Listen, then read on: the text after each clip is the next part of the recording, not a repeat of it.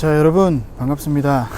자, 오늘은 야외로 나왔습니다. 여기가 어디냐면 전도사님이 최근에 졸업한 학교입니다. 여기 있는 이 성결이네 집이라고 하는 곳에서 오늘 같이 예배를 준비하고 있어요.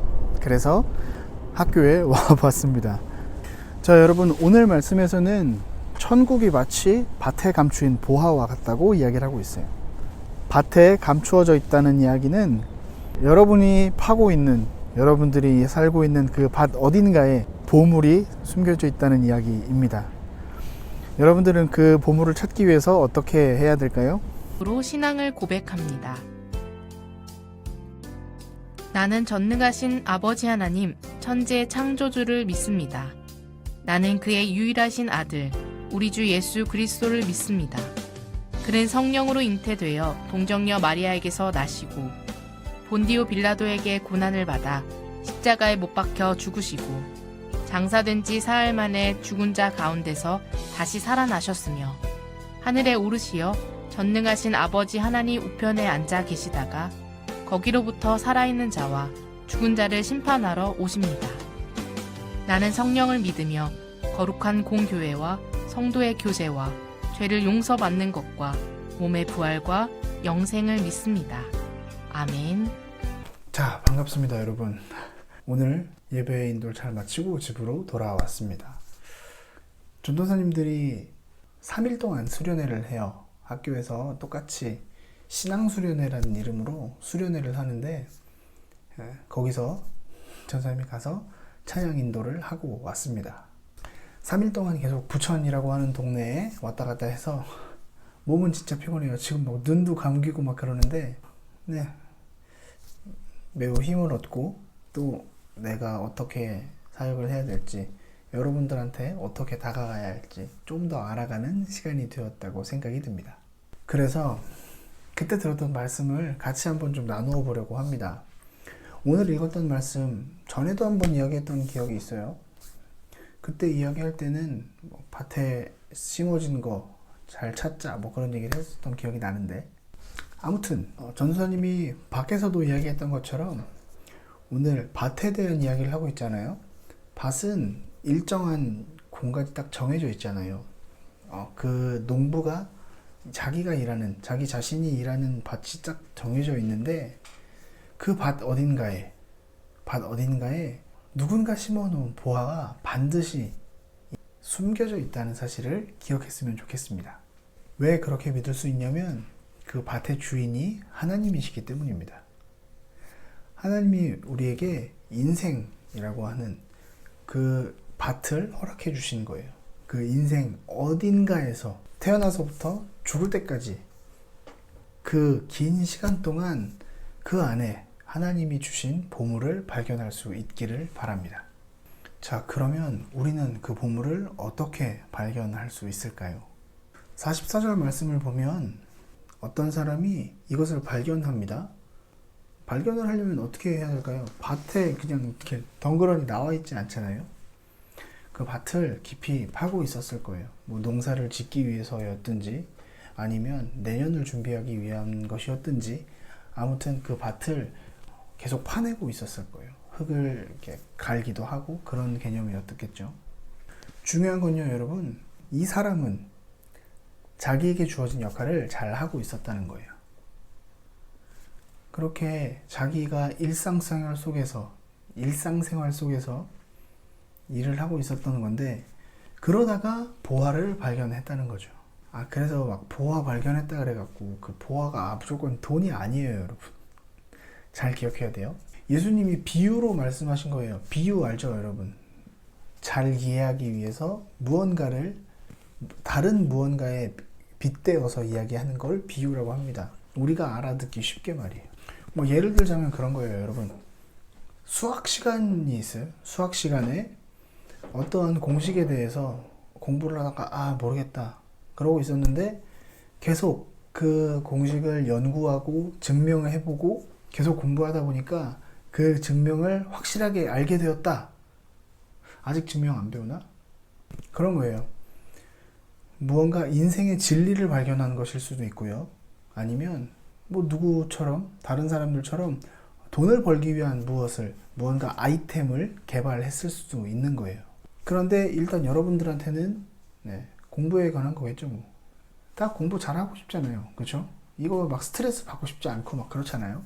아무튼 이 사람은 자기에게 주어진 일을 잘 하고 있을 때, 내게 맡겨진 그 밭을 갈고 있을 때 그 보화를 발견했다는 것입니다.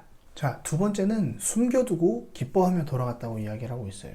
지금 이 밭은 이 사람이 주인이 아닌 거예요. 다른 사람의 주인이고 이 사람은 그냥 거기서 일만 하고 있었을 뿐이에요. 그런데 이것을 밝히지 않고 내가 이 땅을 사면, 그러면 이 땅에서 나오는 모든 것이 내 것이 되는 거예요. 지금 막 주인이 내가 아닌데 여기서 이게 나왔어요. 그러면 무조건 그 사람 거예요. 그거 갖고 가면 그건 죄가 되는 거예요. 그리고 이 사람은 자기의 소유를 다 팔아서 그 밭을 샀다고 기록하고 있습니다. 요즘 어른들, 특히 20, 30대 사람들은 영끌을 시도하고 있어요. 영혼까지 끌어모은다는 이야기인데, 그렇게 영혼까지 끌어모아서 뭐 하고 있냐면요, 주식을 사고 있고 부동산을 사고 있어요. 건강하지 않습니다, 여러분. 자세한 이야기는 나중에 합시다. 영원하지 않습니다, 여러분. 이런 거 투자하는 거, 그건 나중에, 지금은 아니에요, 여러분. 나중에 다시 한번 이야기해 봅시다. 자, 다시 우리 삶으로 돌아가 봅시다. 우리는 마찬가지로 우리의 일상생활에서 보화를 발견할 수 있을 거예요. 그 보화가 뭔데요? 다른 게 아니에요, 여러분. 하나님에 대한 지식입니다. 하나님을 알아가는 것. 그것이 우리에게 주신 가장 큰 보화예요. 그 일상생활 속에서 열심히 우리에게 주어진 것을 하다 보면 하나님을 알게 될 거고, 하나님을 만나게 될 거고, 그 보화를 얻어낼 수 있을 거예요. 자, 우리가 영혼까지 다 끌어모아다가 취해야 할 것, 얻어야 할 것이 뭐냐면 바로 그 밭입니다. 밭이 뭐라 그랬죠? 밭은 우리의 일상생활을 이야기해요. 그 일상생활 안에서 우리가 정말 모든 것을 다 투자해서, 신명기에서 말씀하고 있는 것처럼 하나님을 사랑하되 힘과 정성과 뜻을 다하여서, 모든 마음을 다하여서 하나님을 사랑하라고 이야기했던 것처럼, 우리가 그 일상생활을, 학교를 가고 학원을 가고 친구들이랑 놀고 그 모든 시간을 하나님 앞에 내어드리자는 이야기입니다. 자, 그 밭의 주인이 누구라 그랬어요? 이 사람이 누구한테 그 밭을 샀을까요? 이 밭의 주인은 하나님이십니다.